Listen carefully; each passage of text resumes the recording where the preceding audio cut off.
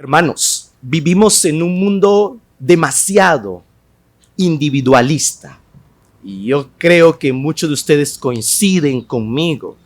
La sociedad que nos rodea cada vez es más autónoma, más pensando en sí misma, donde la sociedad es definida más que nunca por el yo y el yo.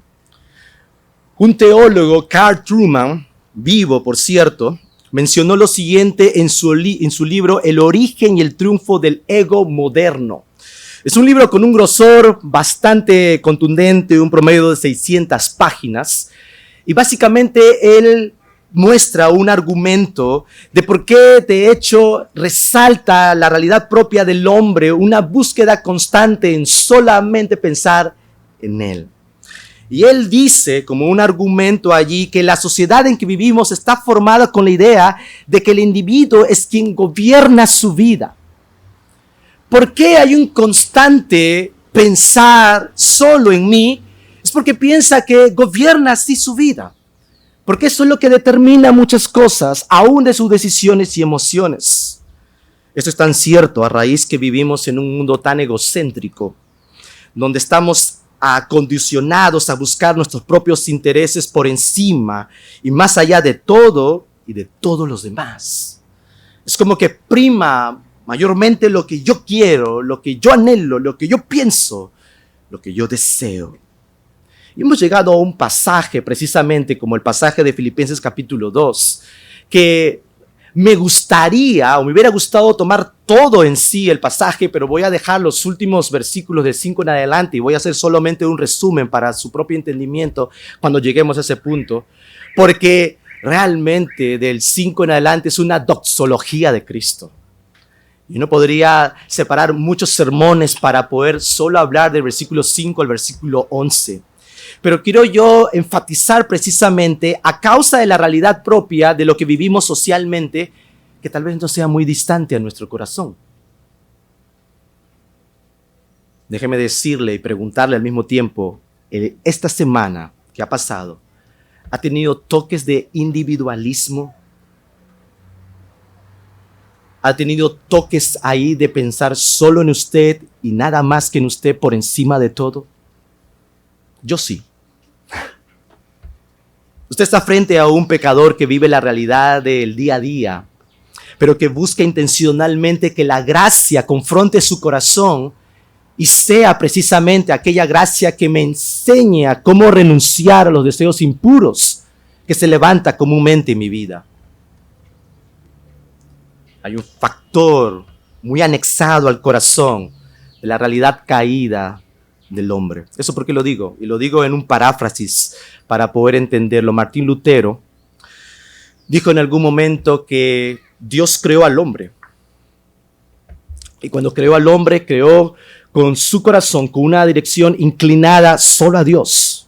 Pero posterior a la caída, esa inclinación ya no fue hacia Dios, sino fue hacia uno mismo.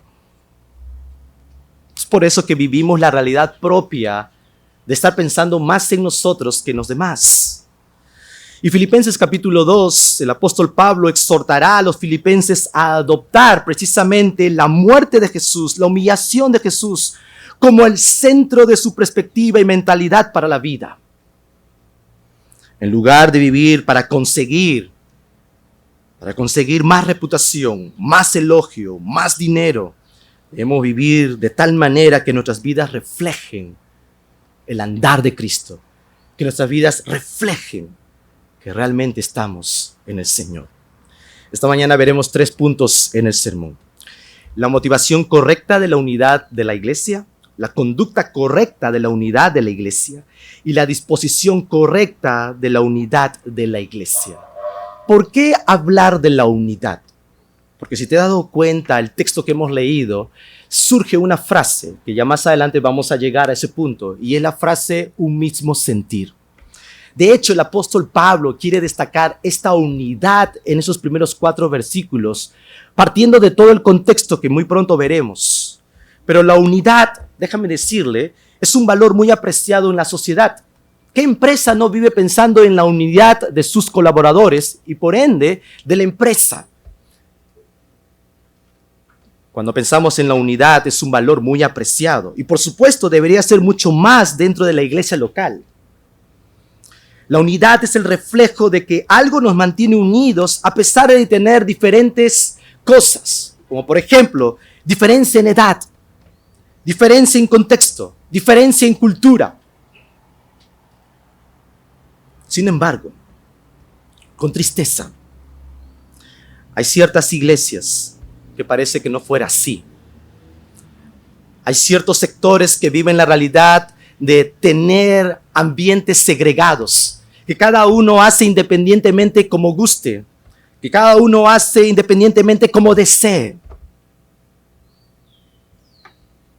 O cada uno vive la realidad de su propia vida según como su corazón o su mente les arroje la idea. Y eso no estaba distante en la iglesia también de Filipos. En la iglesia de Filipos, en un contexto un poco lejano del capítulo donde estamos, el capítulo 2, en este libro tenemos a un conflicto que surge precisamente dentro de la iglesia. Dos hermanas estaban en un conflicto, Evodia y Síntique. Estas hermanas se encontraban en un conflicto, el cual el apóstol Pablo no dice cuál es el conflicto o cuál es la diferencia que tienen estas dos hermanas, pero lo coloca dentro de la carta. Imagínate que la carta va a ser recibida allí por los hermanos, leída para todos y identificar que hay dos personas que están teniendo problemas. Pero el destaque que hace el apóstol Pablo precisamente dentro de la problemática o el conflicto de estas dos mujeres es que no tenían un mismo sentir. No tenían un mismo sentir. Vivían la realidad cada una por su lado. Esto nos lleva y nos impulsa a considerar la unidad de la iglesia. Partiendo de un problema, de lo que el apóstol Pablo destaca en el capítulo 4, pero previamente ya nos había dejado numerosas pautas, principios y sobre todo verdades eternas para apreciar y valorar la unidad del Señor en la iglesia. La motivación correcta de la unidad de la iglesia. Punto número 1. Versículo 1 dice ahí, por tanto. La frase inicial, por tanto, está relacionada con un pasaje anterior. Cada vez que tú veas un por tanto, tienes que ver el contexto.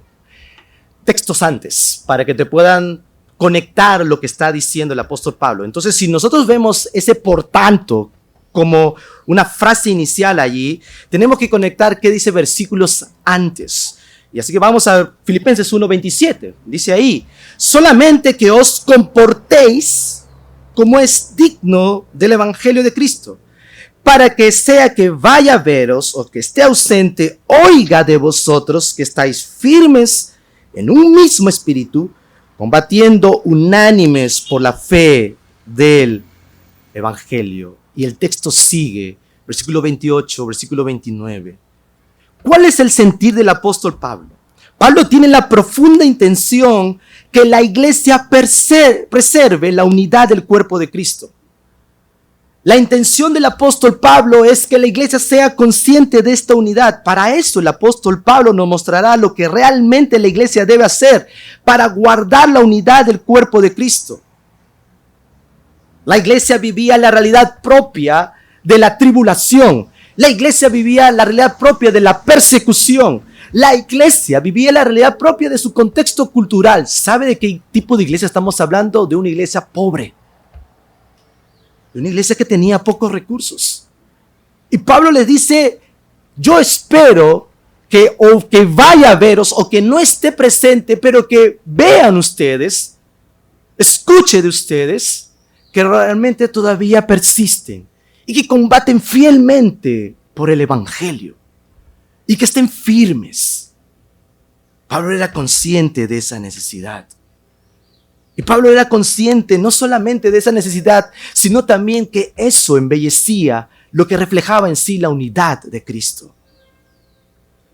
Por eso, habiendo entendido un poco lo que dice antes, aún en medio de las circunstancias que esta iglesia tenía que vivir por contexto, Pablo comienza con una serie de afirmaciones donde dice sí, sí, sí. Ahora, el sí se refiere a certezas que tenemos aquí y no a posibilidades. Pablo no usa la palabra sí como que si estaba dudando de decirles o no decirles. No, Pablo usa como una certeza, como una afirmación. Pablo está enfatizando una realidad que demanda una respuesta o un resultado.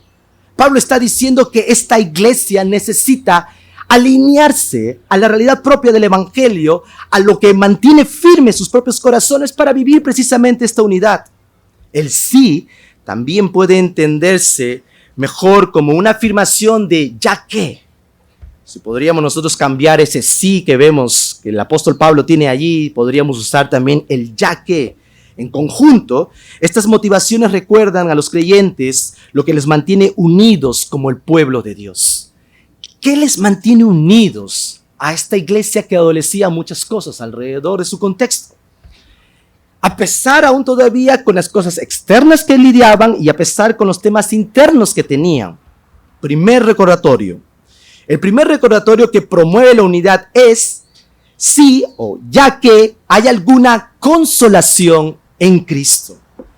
Pablo les dijo en líneas anteriores a los filipenses lo siguiente, versículo 29 y versículo 30 del capítulo 1. Porque a vosotros os es concedido a causa de Cristo, no solo que creáis en Él, sino también que padezcáis por Él, teniendo el mismo conflicto que habéis visto en mí y ahora oís que hay en mí.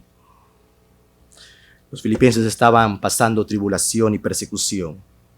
Ellos estaban padeciendo sufrimiento. Es más, el apóstol Pablo les dice, les pone ahí delante de ellos la realidad propia de lo que significa sufrimiento. Pero también, ¿quién estaba sufriendo? El mismo apóstol Pablo. ¿De dónde escribía esta carta? Desde la cárcel, preso de su libertad, en toda la oscuridad. ¿Qué tal? Y el apóstol Pablo también se encuentra en sufrimiento. Pero aún en medio del sufrimiento, es interesante que no dejan de experimentar, o mejor dicho, Pablo les recuerda que deben experimentar el consuelo, ya que hay algún consuelo de Cristo. Consuelo de Cristo. Y aunque parece contradictorio, ya que muchas veces y ocasiones no contemplamos consolación en medio de nuestro sufrimiento, el apóstol Pablo quiere recordarles eso. ¿Por qué muchas veces no recordamos la consolación en medio de nuestro sufrimiento? ¿Se ha puesto a pensar? Y es que naturalmente pareciera que nuestro sufrimiento solo nos ahoga dentro de los términos terrenales que vivimos.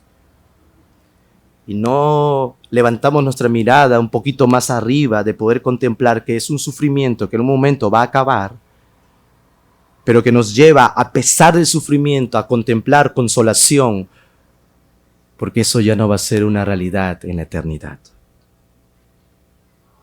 Dios provee de su consuelo para constantemente animarnos. Dios provee de ese consuelo aun cuando podemos estar atribulados. La palabra consolación en el griego puede significar exhortar, animar, consolar. O sea, ¿qué es lo que está haciendo el apóstol Pablo? Está consolando, está animando a estos hermanos. Y para una muestra, él mismo, viviendo la realidad propia de su sufrimiento. ¿Habrá algo que nos levante más el ánimo en medio del sufrimiento? Todos sufrimos de alguna u otra manera. En mis conversaciones que tengo con ustedes en la mitad de la semana, con jóvenes, con adultos, con ancianos,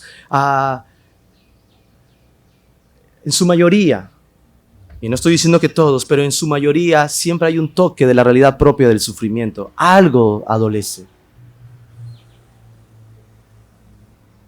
Y me toca a mí, en medio de la situación, que yo puedo escuchar, hacerte algunas preguntas, pero poder guiar tu atención a precisamente animarte en el Señor.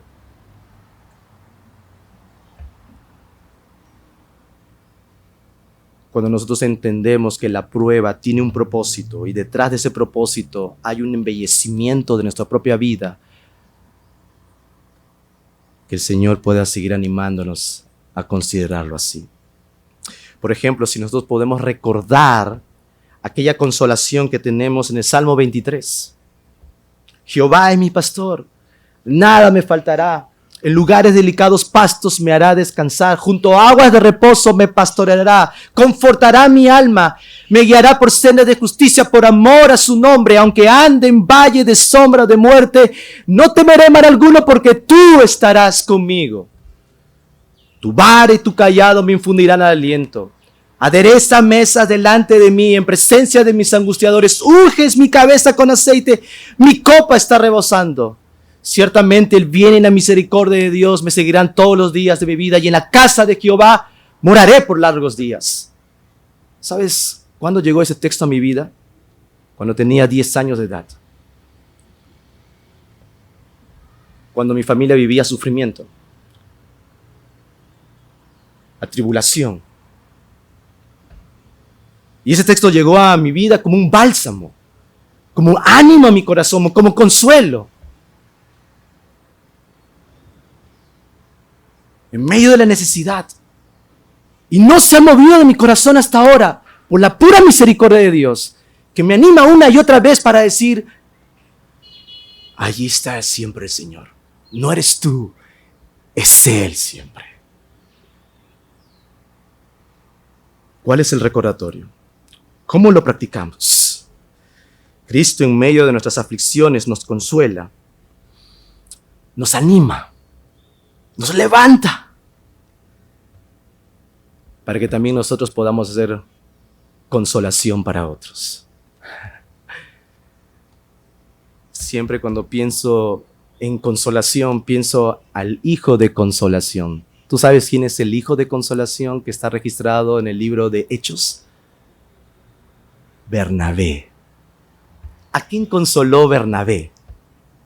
A Juan Marcos. Pero también lo hizo con el propio Saulo, que posteriormente iba a ser llamado Pablo, cuando era rechazado. ¿Y Bernabé qué hizo?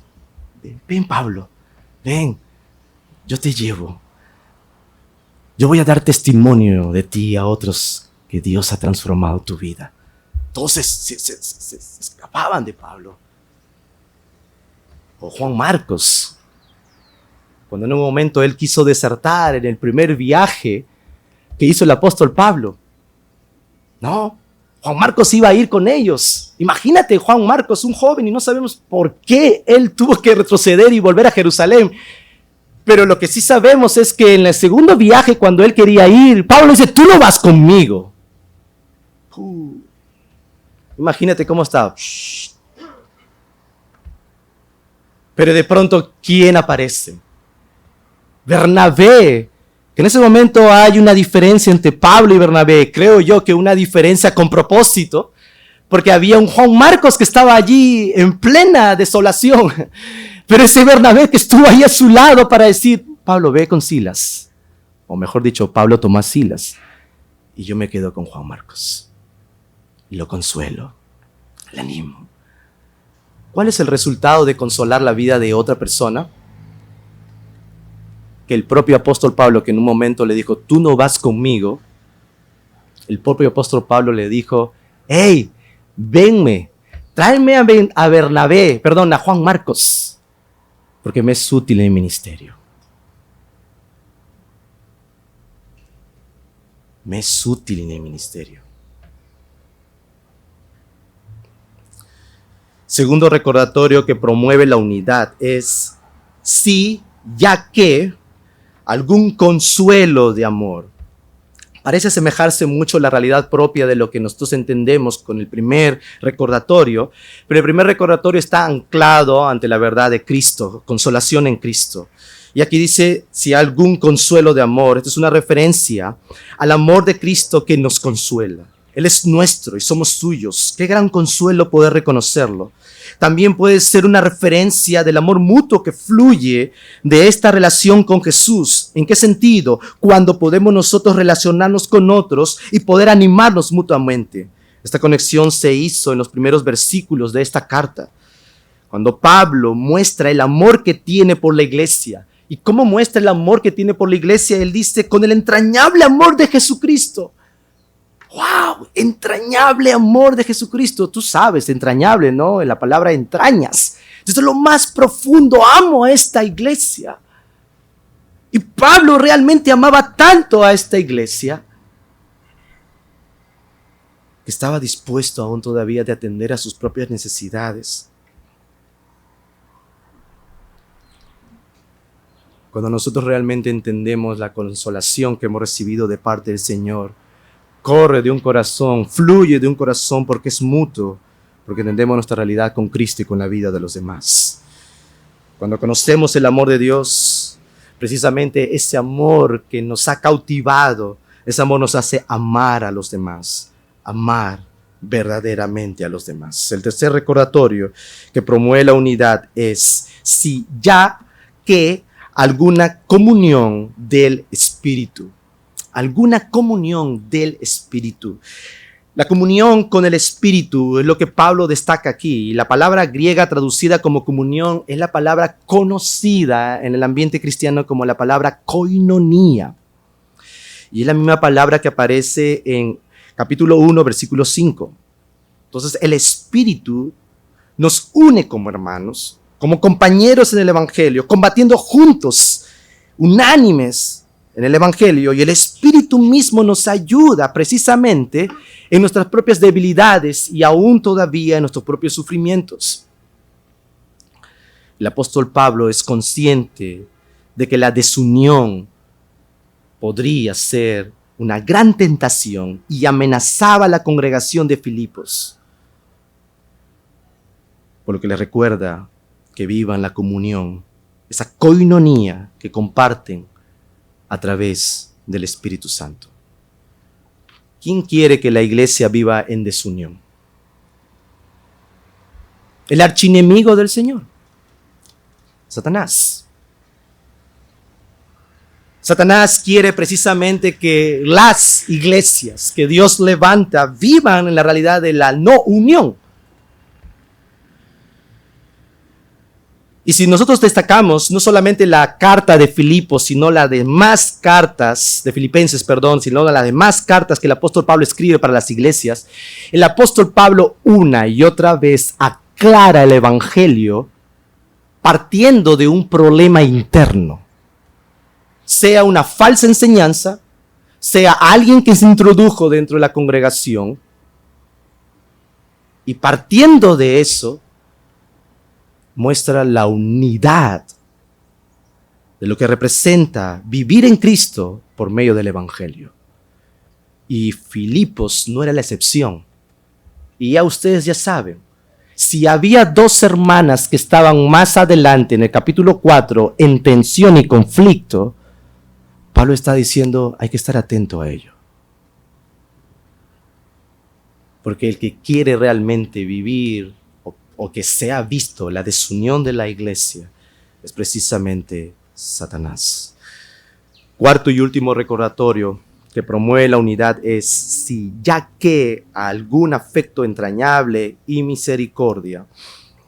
He unido los dos conceptos, tanto afecto y la misericordia, porque tienen mucho en común. El afecto entrañable, amor profundo, como también tenemos un texto ahí en 1:8 de Filipenses, fluye precisamente de nuestra unión con Cristo. Él nos ha amado con una ternura asombrosa. Él nos ha amado hasta lo más profundo. Nos ha mostrado un amor infinito y la misericordia, que también podríamos comprenderlo dentro de un cuadro de benignidad, de compasión, también nos ha llegado de la fuente misma de Dios, de su misericordia, ese gran Dios que tiene para con nosotros.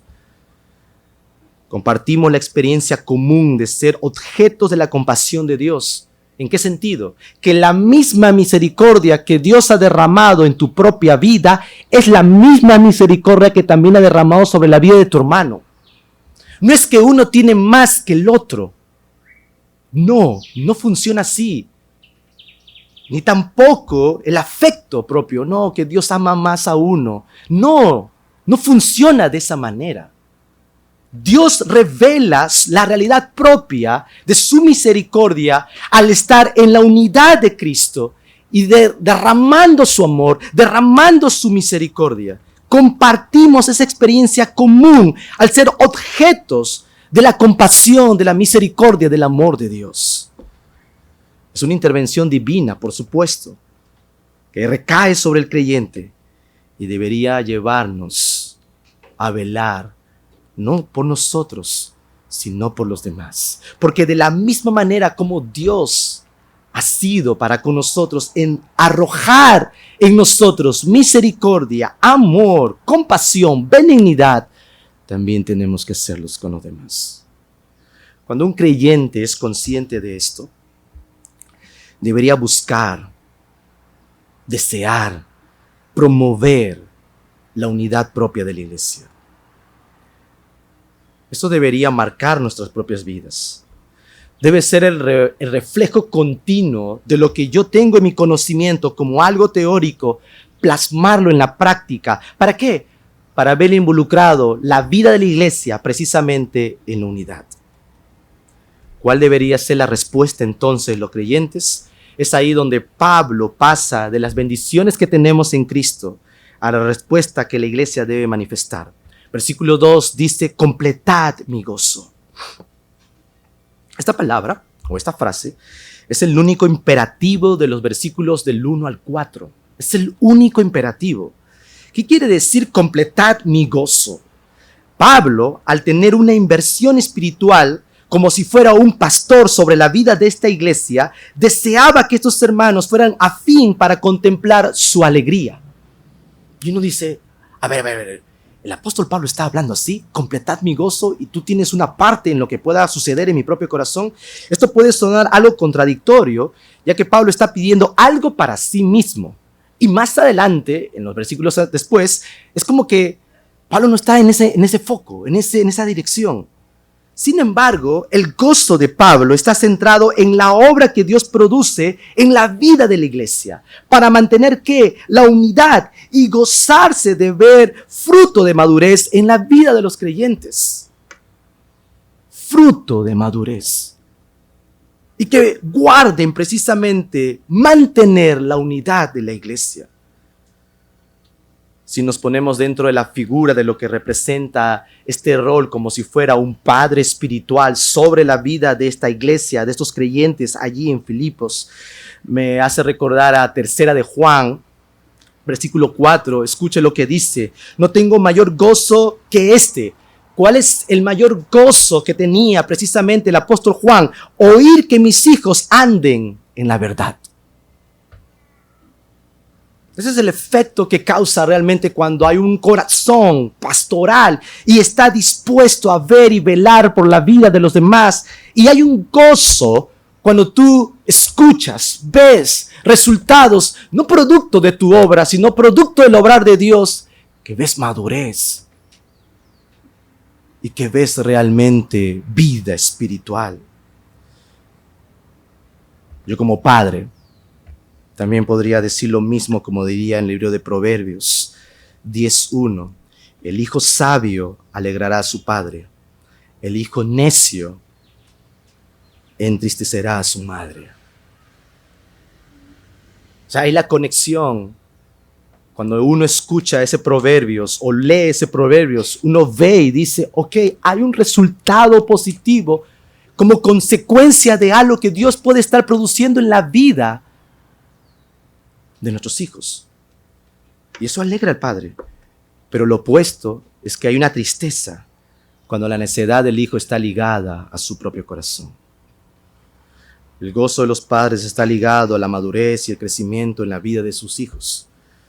Podemos ver fruto. Nosotros no controlamos el resultado, ni tampoco podemos pretender tener parte y rol en su salvación como si fuéramos Dios. Pero sí podemos ver su caminar e intervenir en ellos y hacer todo lo que está en nuestras manos para guiar sus corazones y poder llegar como el Proverbios, el hijo sabio alegra a su padre.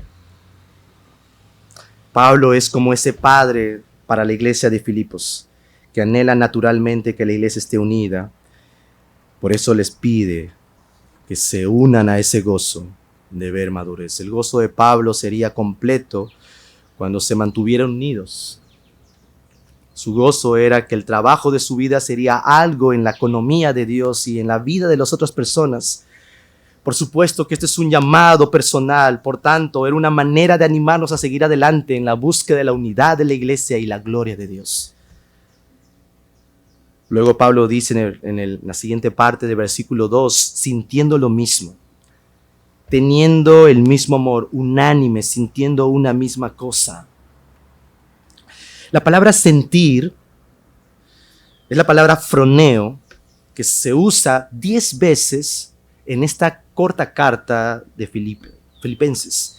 Y en este texto podemos tener su descripción exacta, que podría ser pensar. Es decir, podríamos concluir que Pablo está diciendo, sintiendo lo mismo, como estuviera diciendo, pensar lo mismo. Pero déjame decirte que va un poquito más allá de solamente tener la mente por delante. Tiene implicaciones que también demandan voluntad y las emociones que afecta a la actitud. Con esta palabra y por el contexto en los que lo produce el apóstol Pablo, Pablo habla de los deseos, de los valores que afloran a través de la mente, que debe realmente impulsar a nuestras decisiones y voluntad y emociones. ¿Para qué? Para vivir en unidad. Esto no se encuentra solamente en un estilo de vida o algo que personalmente tú puedes identificar. Esto ocurre y debería ocurrir en la vida de los cristianos, donde la renovación de sus mentes cambia precisamente, ¿qué? Su vida diaria. De tal manera que afecta nuestras decisiones, de tal manera que afecta nuestra propia voluntad, de tal manera que afecta nuestras intenciones y motivaciones. ¿Por qué necesitamos la renovación de nuestra mente? ¿Por qué Pablo quiere que nosotros pensemos lo mismo? Porque sabe muy bien dónde está inclinado nuestro corazón, dónde está inclinado nuestra mente, dónde está inclinado nuestras motivaciones, dónde está inclinado nuestros pensamientos.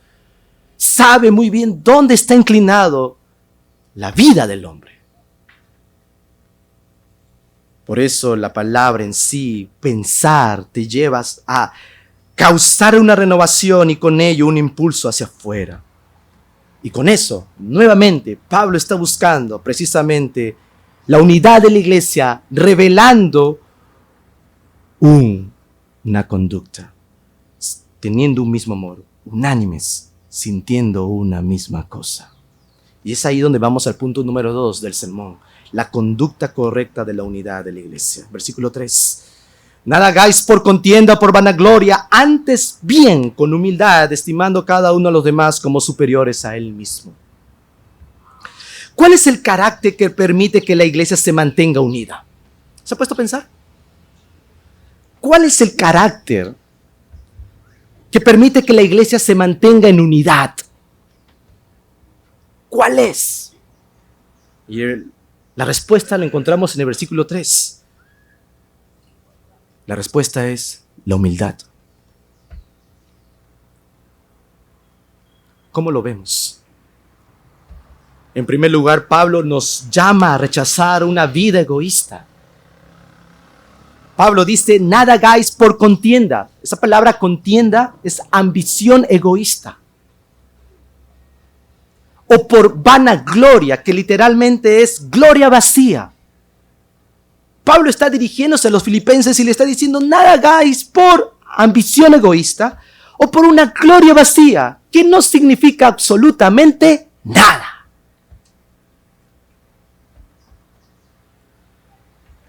Con eso Pablo está llamando a rechazar una vida egoísta, a rechazar una vida centrada en nosotros mismos. Pablo nos está impulsando realmente a que pensemos hacia afuera. ¿Por qué? ¿Cuál es el peligro?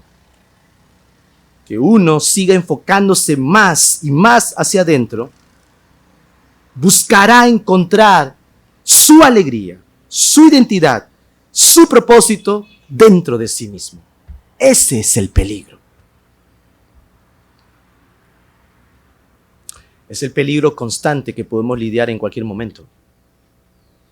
De buscar nuestra propia alegría, nuestra propia identidad, nuestro propio significado, nuestro propio propósito en lo que nosotros deseamos y queremos.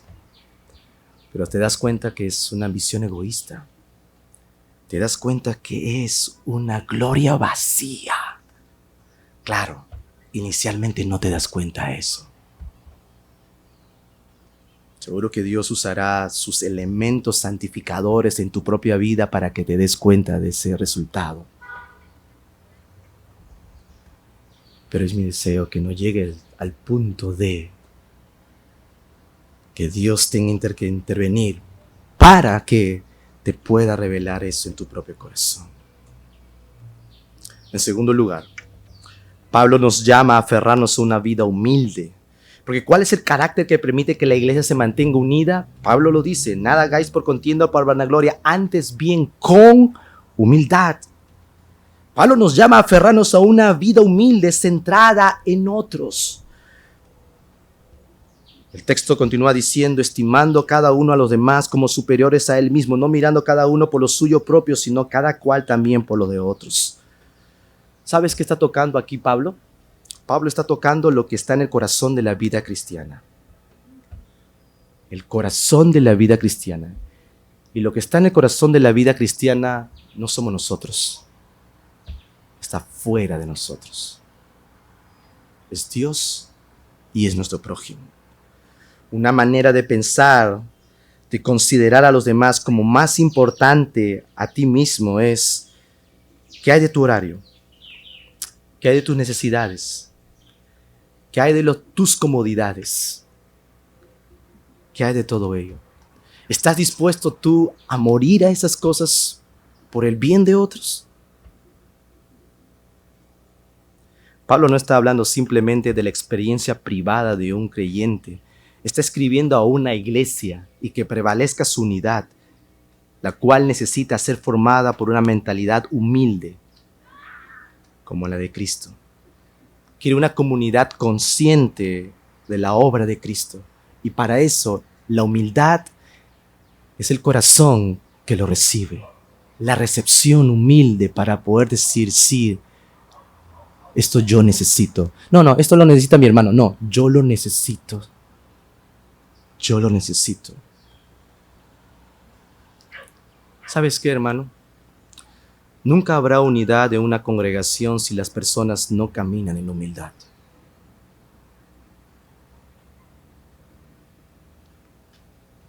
Nunca habrá unidad de una congregación si las personas no caminan en humildad. Y eso lo digo desde el púlpito y comienzo por mi persona, comenzando por los pastores. Si no estamos caminando en humildad, como el apóstol Pablo dice en Filipenses capítulo 2, no pretendamos que haya unidad. Pablo dice en Romanos 12:16, unánimes entre vosotros, no altivos, sino asociándonos con los humildes. No seáis sabios en vuestra propia opinión. ¿Palabras de quién? Palabras del apóstol Pablo. Unánimes entre vosotros, no altivos. Que Dios nos guarde de tener altivez en el corazón por algún mero conocimiento que se levanta. Que Dios nos guarde de eso. Que Dios nos guarde de tener altivez en el corazón por una habilidad o capacidad que tengamos. Que Dios nos guarde de ello. Más bien mantengámonos unánimes. Y esa unidad se va a ver reflejado cuando te asocias con los humildes, con aquellos que reconocen su condición delante del Señor. ¿Por qué? Porque reconocer la condición delante del Señor no está: hoy sí soy pobre, necesitado.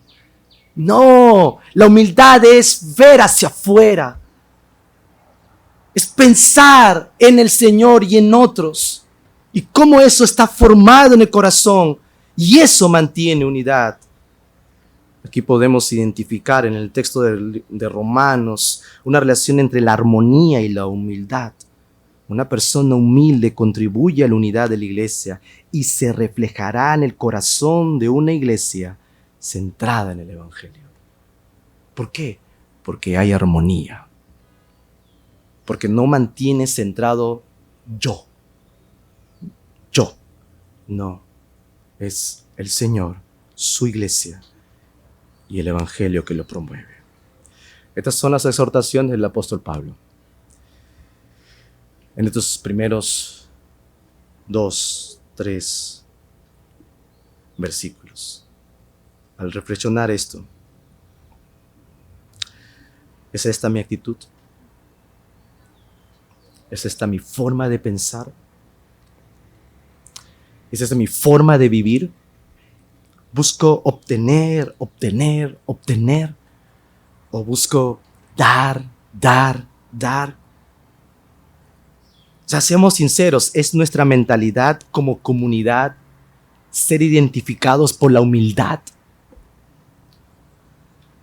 ser identificados por el amor y el consuelo que damos a los demás. Somos conocidos por esa benignidad y esa compasión. Si Dios tuviera que hacernos un test de 10 preguntas evaluando precisamente lo que el apóstol Pablo dice, podríamos llegar a la conclusión de que realmente estamos a cuentas con el Señor y bien realmente. ¿O qué áreas en tu propia vida tú te das cuenta que no estás pensando bien?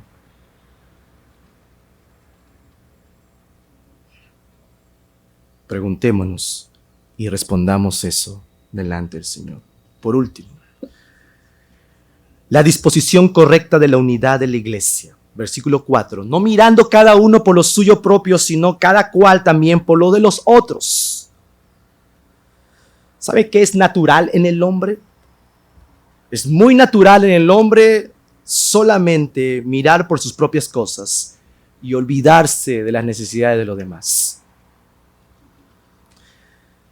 Hace 3 noches atrás tuve una muy buena conversación con mi esposa y agradezco al Señor por la esposa que me ha dado y la gracia que veo en su dirección y en sus palabras a mi vida. Y me hizo ver una área en mi propio corazón que yo no estaba atendiendo dentro del propio hogar. ¿Y cuál era la intención? No mirar hacia adentro, Rubén. Mirar hacia afuera. Y agradezco por ello. Y para, sorpresa, ya tenía el texto conmigo. Ni para decir, no, entonces voy a cambiarlo. No, ya está el texto, ya. Hay que predicarlo primero para tu corazón, ¿no? Porque no mirando cada uno por lo suyo propio, sino cada cual también por los otros. Y dije, qué bueno eres, Señor, que me has dado ahí una ilustración y aplicación a mi propia vida. Porque es natural mirar por nosotros mismos y olvidarnos de la necesidad de los demás. Por eso Pablo nos está animando precisamente en los versículos iniciales a rechazar una vida egoísta. Para estar unidos debemos vivir con sensibilidad a las necesidades de los demás. El versículo 4, Pablo le dice a la iglesia que no solo considere sus propios intereses, sino también los intereses de los demás. Considera también los intereses de los demás en la misma línea que también te consideras a ti. Considera lo que otros también adolecen, lo que otros también necesitan. Una disposición correcta de responder a este punto es poder aprovechar los momentos como oportunidades para poder servir a mis hermanos. Poder servirles. Poder ser consciente de que se aplica la realidad propia del amor a tu prójimo como a ti mismo. Pensemos en el servicio.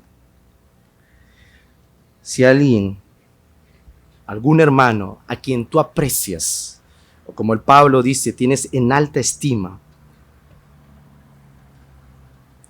no solamente la estima está en palabras, sino pueden convertirse directamente en la práctica cuando tú prestas atención a alguna necesidad para poder ayudarlo, en todo lo que a ti te sea posible poder hacerlo. Pensemos en lo que dijo el Señor Jesucristo. El Hijo del Hombre no vino para ser servido, sino para servir Eso es lo que el Señor Jesucristo vino. ¿Y sabes lo que hizo Jesucristo? Agarró su odre, se puso su toalla y se puso bajo los pies de los discípulos y los lavó. Ese era el rol de los esclavos. Era denigrante, pero era una forma de manifestar humildad y servicio, dispuesto a hacer eso. Yo me arrojo a ti y estoy dispuesto a poder hacer en lo que yo pueda tener, en mis propias capacidades. El Hijo del Hombre no vino para ser servido, sino para servir. Ahora, si solo pensamos que haciendo eso ya estamos bien, también es un error, porque estamos mirando corto. Comúnmente se escucha decir que el servicio es lo único que mueve el corazón de un creyente. Y mi respuesta no es así. No debe ser el motor motivacional principal del corazón, que yo esté constantemente en la realidad propia del servicio. ¿Sabes qué? El servicio es el resultado de haber entendido el Evangelio. ¿Por qué? Porque mi vida está unida a Cristo. Y en gratitud yo respondo a Él en servicio, en lo que el Señor me permite poder hacer. Eso debe ser mi corazón. Y detrás de todo esto, ¿sabes cuál es la razón de por qué actuamos de esta manera? ¿Sabes cuál es la razón de por qué respondemos de esta manera? La razón por la que tenemos esta mentalidad, este pensar centrado en otros, es que Jesús tenía también esa misma mentalidad. ¿Cómo lo sabemos? ¿Cómo lo sabemos? El mismo evangelio que creemos y proclamamos tiene en sí mismo el poder en la persona y la obra de Jesús para preservar la unidad de la iglesia, para amar y servir unos a otros. ¿Dónde lo vemos? En los versículos posteriores, del 5 al 11. Haya pues este sentir que hubo también en Cristo Jesús. Y luego viene la doxología de Cristo, la humillación de Cristo y la exaltación de Él.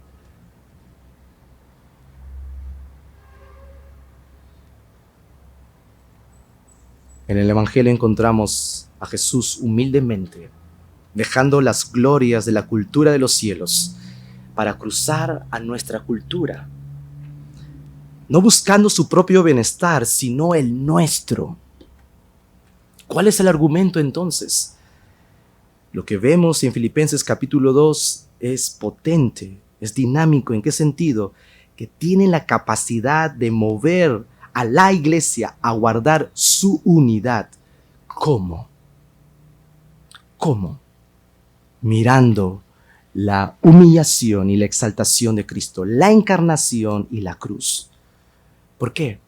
Porque vemos a Jesús despojándose de sí mismo, vaciándose, para venir a nosotros, para vivir entre nosotros, para vivir como nosotros. ¿En qué sentido? Comer nuestra comida, llevar nuestra ropa, hablar nuestro idioma, razonar en nuestro pensamiento, sufrir como nosotros, al punto de ¿qué? De humillarse, a morir en una cruz.